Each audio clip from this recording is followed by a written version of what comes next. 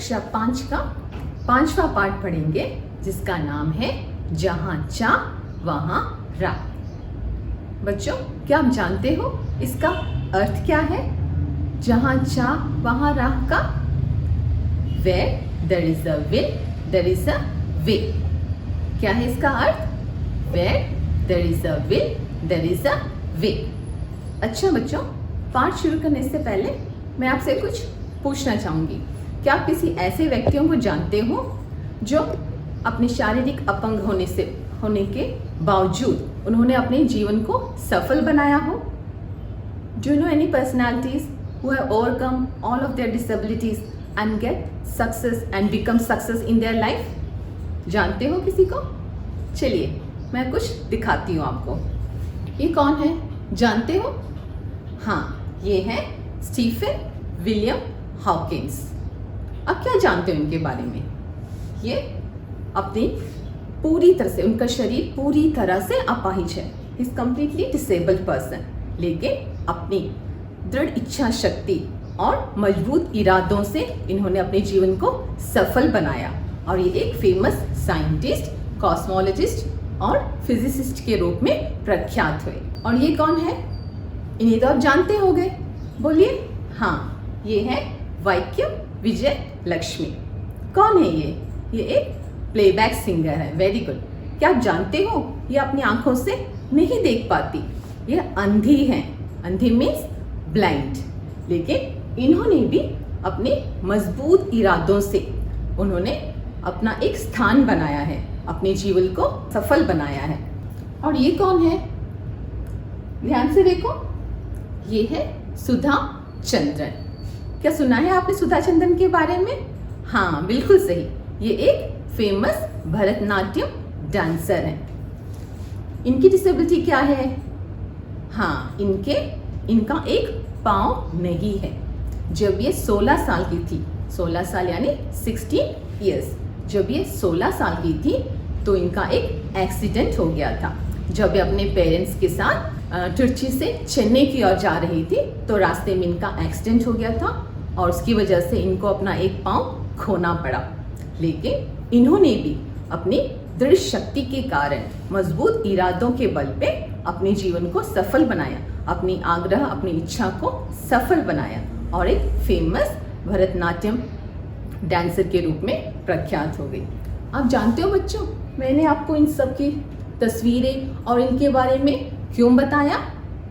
हाँ, आज जो हम पाठ पढ़ने वाले हैं वो भी एक ऐसी ही महिला के बारे में है, एक ऐसे व्यक्ति के बारे में है जो कि अपाहिज है। उनके हाथ काम नहीं कर पाते, लेकिन फिर भी उन्होंने अपने मजबूत इरादों से अपना जीवन लक्ष्य प्राप्त किया और एक सफल एम्ब्रॉयडरिस्ट के रूप में सामने है। वो है इला सचानी। तो चलिए देखते हैं हमारे पाठ जहाँ चाह वहाँ राह। ये है इला सचानी। देखिए, उनके दोनों हाथ काम नहीं करते और वो क्या कर रही हैं? अपने पाँव से काम कर रही हैं। अपने पाँव से काम कर रही है। कौन सा काम? एम्ब्रॉयडरी का काम कर रही हैं। मलमली धोती का बादामी रंग खिल उठा था।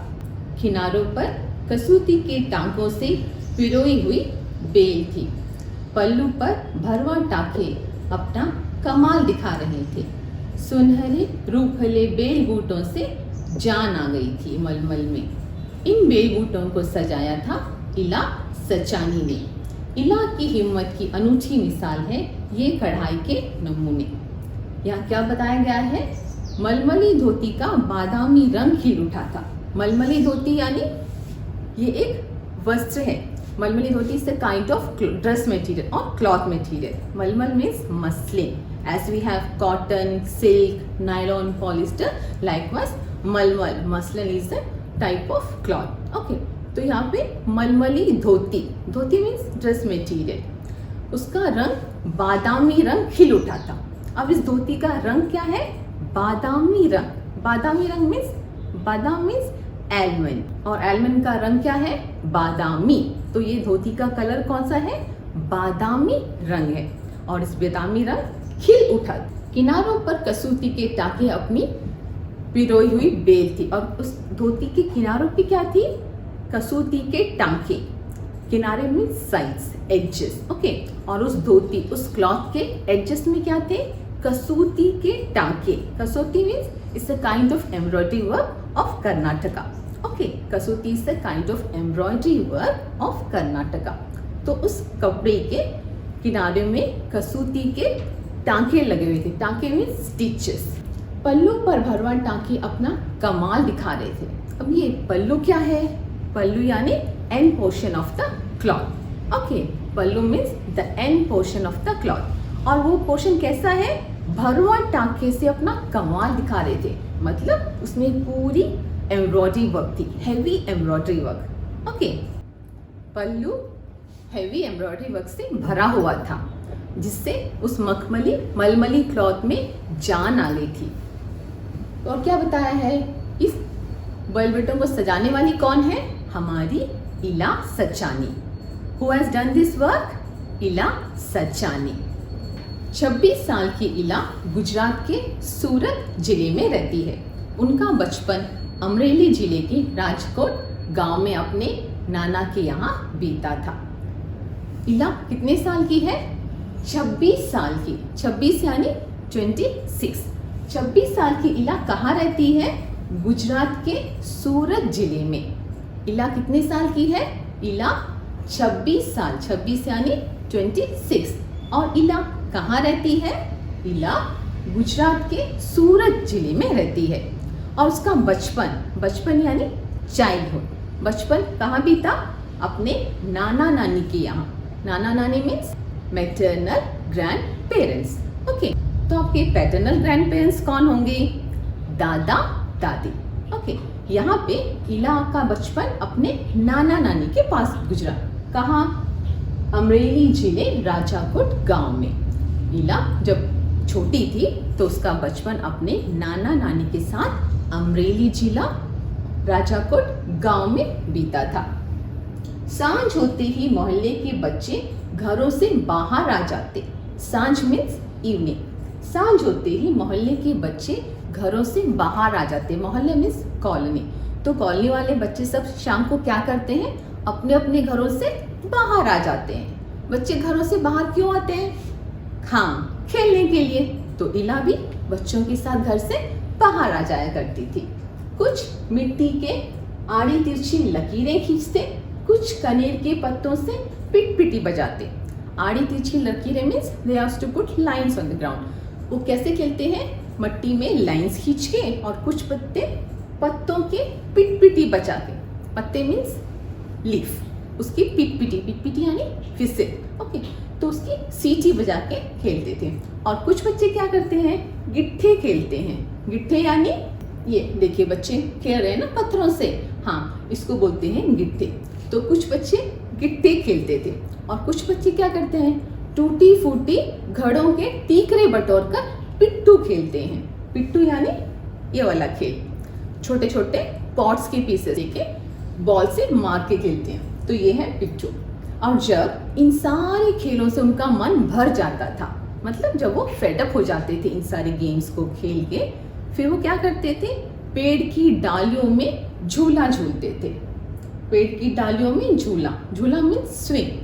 क्या करते थे? जब सारे गेम्स खेल के जब उनका मन भर जाता था, फिर वो क्या करते थे?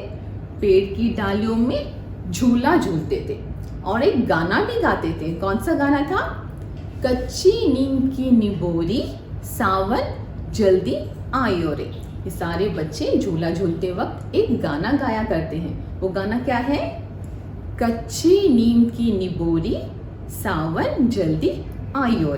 इला गाने में तो उनका साथ देती, पर उनके साथ पेंगे नहीं ले पाती। इला गाने में तो उनका साथ दे देती थी, लेकिन उनके साथ पेंगे नहीं ले पाती। पेंगे मीन्स स्विंग। वो उनके साथ झूला नहीं झूल पाती थी। क्यों झूला नहीं झूल पाती थी? रस्सी पकड़ने को हाथ बढ़ाती, मगर हाथ तो उसके ऊपर उठते ही नहीं थे। झूला झूलने के लिए हाथ से पकड़ना पड़ता है ना, लेकिन इला के हाथ तो उठते ही नहीं थे।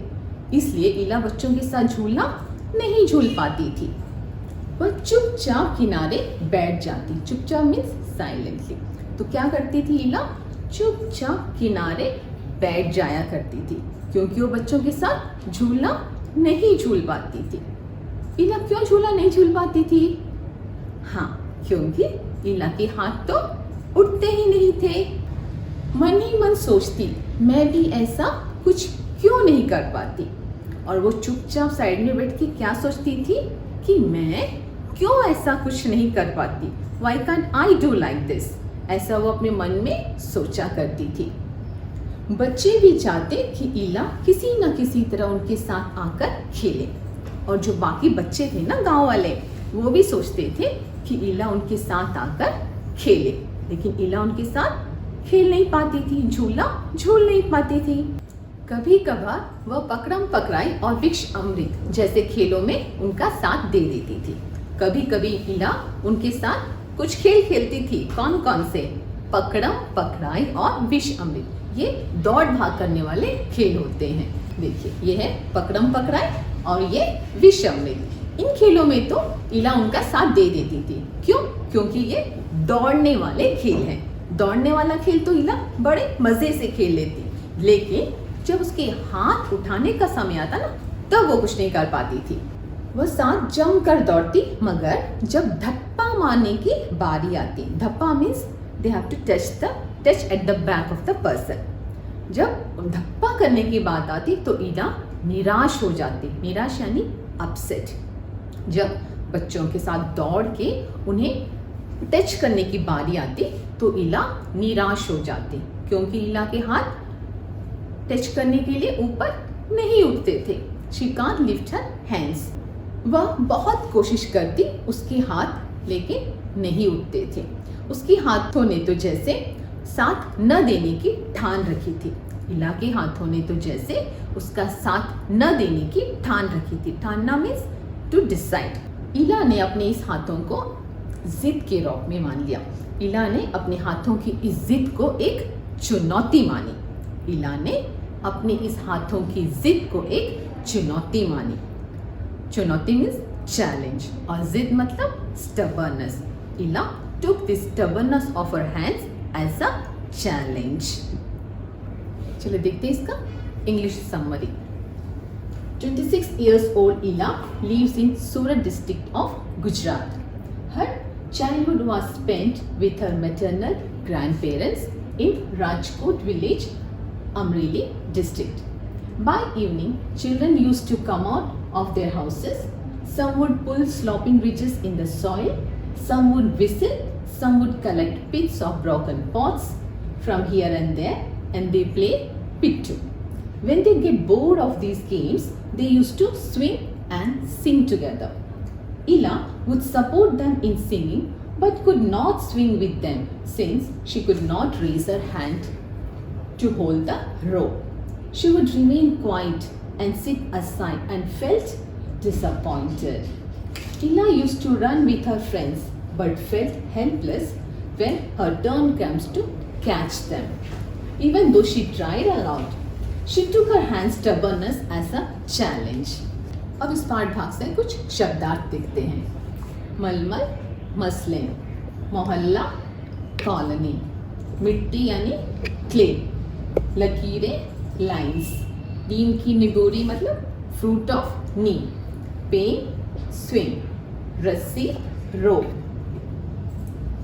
चुपचाप मीन्स साइलेंटली, पकड़म पकड़ाई कैचिंग गेम, निराश डिसअपॉइंटेड, ठान लेना मीन्स डिसाइडेड, जिद स्टबर्नस, चुनौती चैलेंज। तो बच्चों आज के लिए बस इतना ही। आप इस पाठ को जहाँ तक हमने आज लिया है उसे 5 बार अच्छी तरह पढ़िए, और आपको जहाँ भी डिफ़िकल्टी फील हो उसे अंडरलाइन कर लीजिए और बाद में उसकी हम चर्चा करेंगे। धन्यवाद।